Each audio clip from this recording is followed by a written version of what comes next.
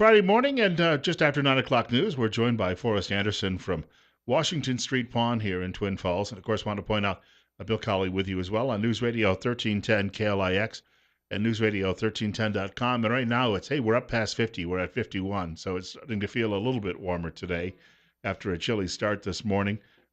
First of all, welcome back. I know you were down in sunny Mexico where it was a little warmer the past week. Yeah, it was gorgeous. Actually, it was almost too warm down there. It was 85 and 100% humidity, but it was gorgeous.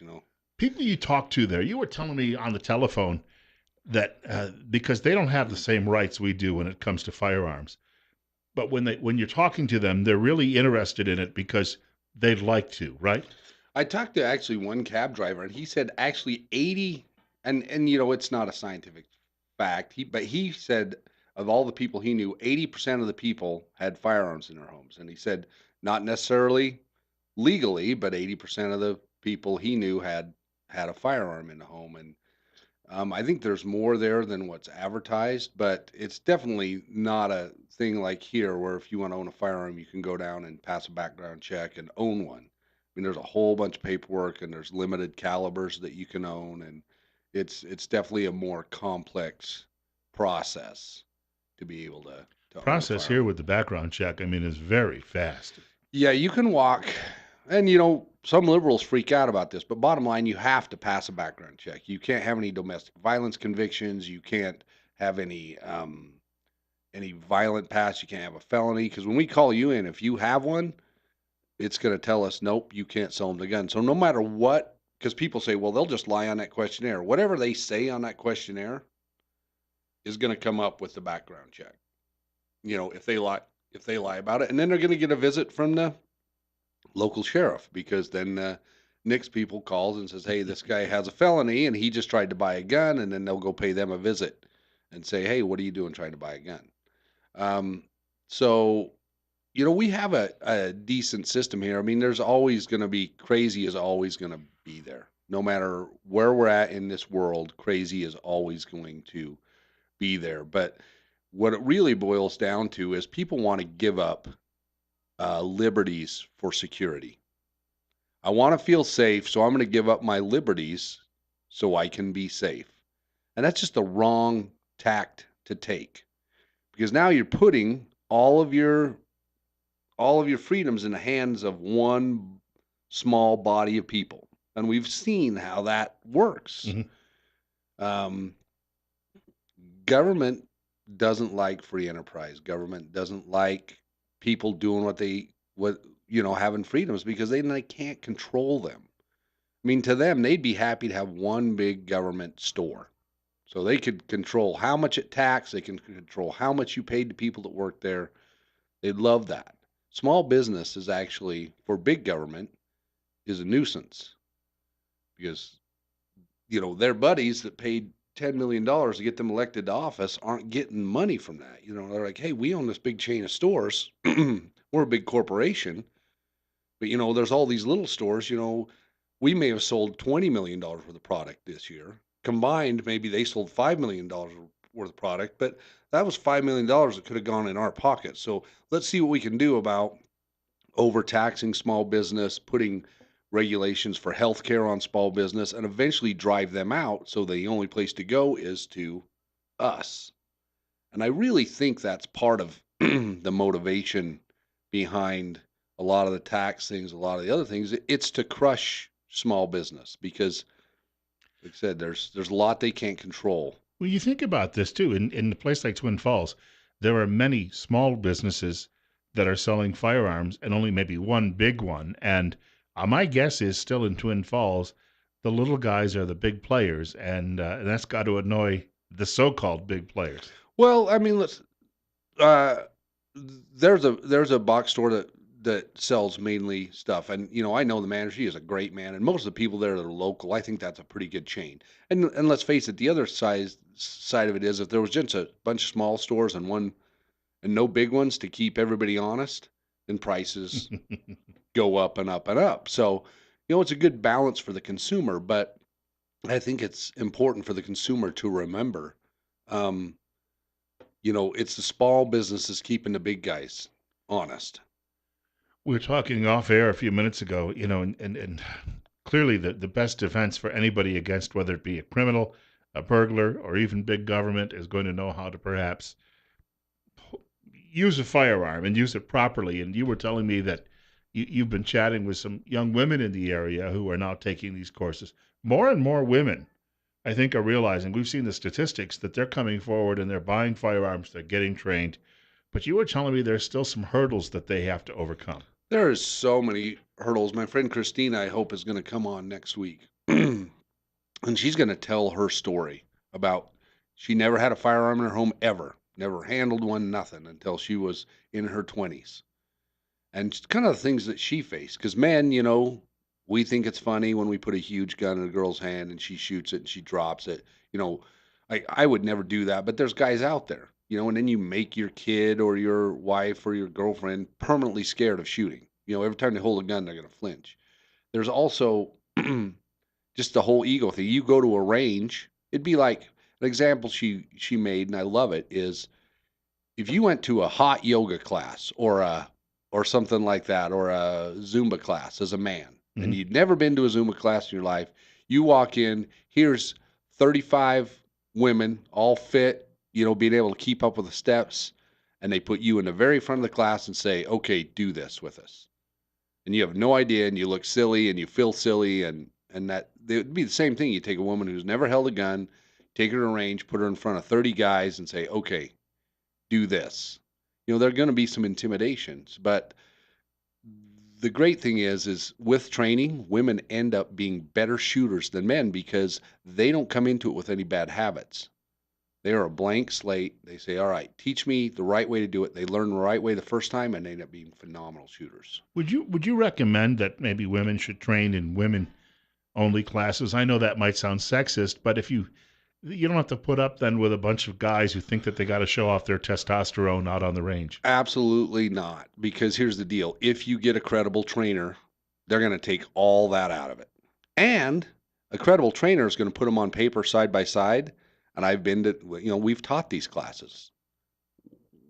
Men, once they see their shots hitting on paper, all of a sudden you see these women shooting these small, tight groups and the guys shooting all over the place. And that's an instant confidence boost. And a good trainer is going to separate that. There won't be any talking, a lot of nonsense back and forth. They're just going to be there to do shooting instruction. And like my friend Houston Shaw Shooting down at Hagerman says, "Look, I'll be able to pick out the knuckleheads within about 2 minutes of us starting." And he said, "I've got no problem sending anyone home." So, a good, competent trainer is going to take care of that. Don't worry about going to because there's a lot of things you can learn from other shooters as well.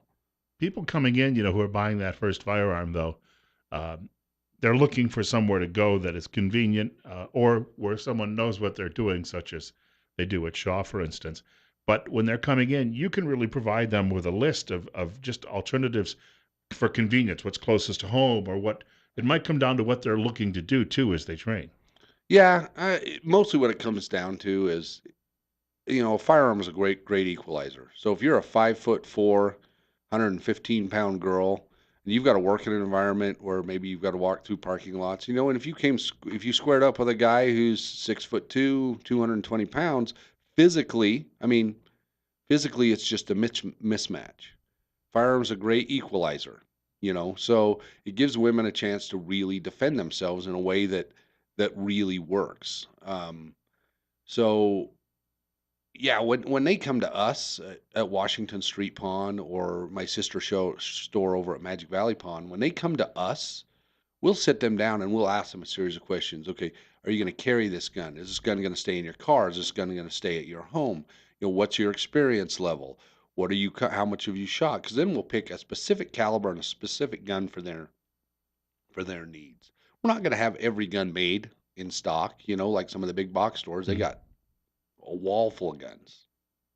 You're not going to find that with us, but we are going to find this good advice, and then we'll be able to order it. We can have your gun within 2 days, and all of our guns come with a lifetime warranty on them, free replacement. So if that gun breaks, you bring it back, I get you a brand new gun to replace it. I read a book a couple of years ago called Emily Gets Her Gun, and it's about a woman who, in Washington, D.C., of all places, decided that she wanted to carry after the Heller decision, Mhm. and she they're not just having to deal with sometimes the intimidation factor of the testosterone with the men around them, but she had to travel a long distance just to train to go to the state of Virginia, and she had to jump, but she walked people through the hoops, and she showed you how she was in a situation that would be much more difficult than Idaho, first of all, to get permitted and do all Mhm. of these things. But she walked people through the hoops of how this worked.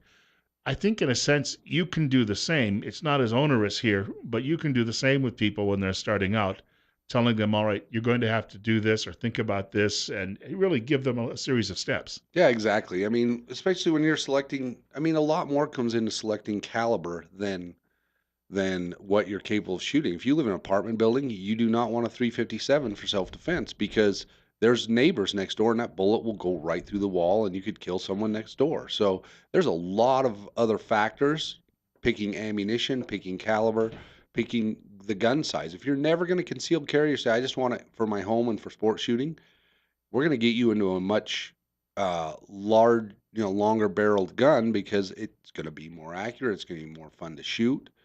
Some of these little dinky carry guns are super for carry, super comfortable. You barely know what's there. But if you have to pull the trigger, they're kind of a rodeo because there's not much to help compensate for the recoil.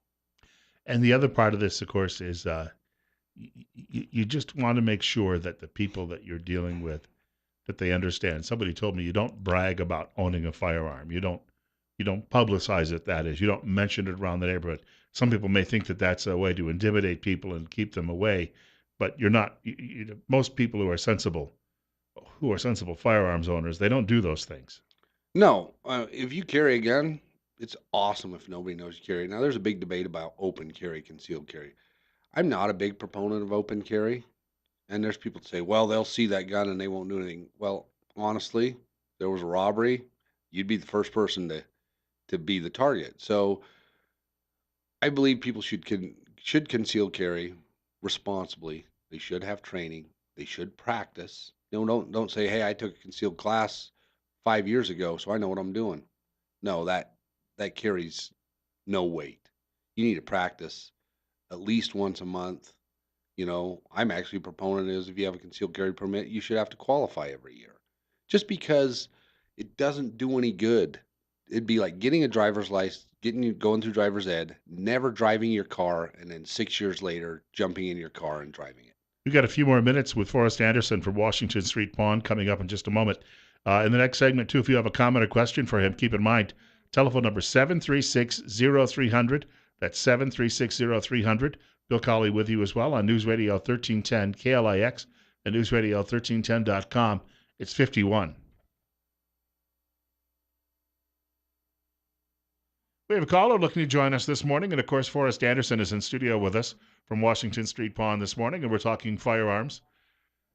Kind of a broad way to put the discussion because we talk about a lot related to firearms every Friday morning. And Bill Colley with you as well on News Radio 1310 KLIX and newsradio1310.com at 923 52. And caller, Jason, I believe it is, you're up next. You're on the air. Hi, guys. Thanks for taking my call. So a couple things. I completely agree with Forrest in regards to training regularly. I was not an advocate for the constitutional carry, and that was one of my major concerns is that now you have basically a law in the books that allows anybody to carry a concealed gun with no requirement for training, no oversight for training. Any Tom, Dick, and Harry that's of age can carry a gun, and you don't know if they can wield it or not. That becomes a liability, for them, for law enforcement, for everybody else. And I think that's a bad recipe. I know we haven't had any issues yet, but that's, the first time it does happen, that's going to be, fodder for, the left to try to say, see, it didn't work. And all you crazy gun toting, freaks out there need to get rid of your gun. So Uh, I just think that's a bad idea. I agree 100%. I think that people get confused. It's kind of like the mentality that has taken over our country right now of everybody's been so coddled they think I just want this and I don't want to do anything to have it. Well, Mm-hmm. with rights come responsibilities. And if you choose to exercise your right to carry a gun, you have the responsibility to learn how to use it. not only for your own safety or your family's safety, but for the safety of those people. If you're going to carry that thing around in public, you've now taken on responsibility to not do anything stupid with it and hurt somebody else. So, yeah, I agree with that 100%. And Jason makes a good point too, in that we haven't seen any accidents, which tells me that people have decided on their own, for the most part, to do this. I mean, to train, to go out to the range, because I think that they're all aware of it. That we don't have a lot of cowboys, I guess, is a good way to put it, who want to play that role. And so they're doing some, at least for the time being. We've seen a lot of sensible people out there. Yeah, it comes down to that entitlement mentality, that I just want this right, or I just want to carry and I don't want to do anything to do it. And I'm not going to practice. I'm not going to train. And the other thing we've really harped on in this show is if you go out and practice the wrong things, you're not doing yourself any good. You're actually making it worse Mm-hmm. because then once you go and take a class, you're going to have a whole bunch of training scars that you're going to have to get rid of. The wrong way to draw, the wrong way to grip the gun, the wrong way to align the sights, and the wrong way to manipulate the trigger. If you go to a trainer and take a good quality class, spend the $150, take the class, then you'll know what to practice when you get home. And you can teach your kids and you can teach your spouse, you can teach everybody, and I think, send your wives. If they're going to carry, let them take a class. Don't be like, well, I'll just teach them how to shoot. No, I see people in my shop every day who are like, here, honey, hold this gun. And then she grabs it and he's like, no, like this. And I'll actually say, no, actually, you're not even close. Hold the gun like this. You know, and people watch these internet ninjas and all these different things and they come up with all these crazy, wacky ideas. Really comes down to a good stance, a good grip, sight alignment, and trigger manipulation, and anyone can hit the target. Very few people in movies do it the right way. I guess that's a good way to put it. Yeah, you ever watch Jack Bauer hold a gun? He holds it to teacup. He grabs the magazine, which I don't know what he's doing. He's getting ready for something to drop out of the bottom of the gun, I guess. But yeah, there's movies are actually getting better. I will say that because now they brought in a lot of former SF guys, trainers who now like catch them on film. Like, no, don't hold the gun like that because anyone that knows guns is gonna laugh hysterically at you. Like in the old westerns when the guy'd have a 6-shooter and he'd put 12 rounds through it before he'd reload it. Now there's somebody there to correct those kind of mistakes. But really, what it boils down to is just being smart about like Jason said, our caller. Just you know don't don't be in that entitlement mentality. Don't be in that mentality like I'm just going to do this and I'm not going to do my part. Do your part. Go get some training. Carry. I mean, I would love to see a bunch of people out there that have trained that are concealed carrying. What scares me is, and we're only a month in, so we haven't had really much time to test it, is we're getting a bunch of people out there with no training, just, and someone's going to make a mistake and someone's going to get killed or someone's going to get hurt. We got about a half a minute left. You're on Facebook. Washington Street Pawn is on Facebook, right? Absolutely. You can check us out. We put various silliness and different things. Washington Street Pawn. If we're ever closed, you can go to our sister store at Magic Valley Pawn. I mean, between the two of us, we have a ton of inventory of new and used firearms. And you know, we're small, and that's really the thing I really want to push is we're just a little local business. Month to month, what keeps us alive is just the people in this community. We try to give back. We donate as much as anybody, if not more, to various charities in town. But we need people to come in. If people don't come in, we cease to exist. So we appreciate everybody. And again, next week we'll pick up this topic again about women in firearms and in training, and we might have a guest in studio with Absolutely. us on that very topic. I want to thank you for coming by today. Thank you. We won't talk about his imitation of Hillary Clinton before we went on air. It involves some coughing, but he was fine. That's because of all of his. He's been behind the microphone just as long or longer than I have. It's 9:30. Bill Colley with you as well on News Radio 1310 KLIX.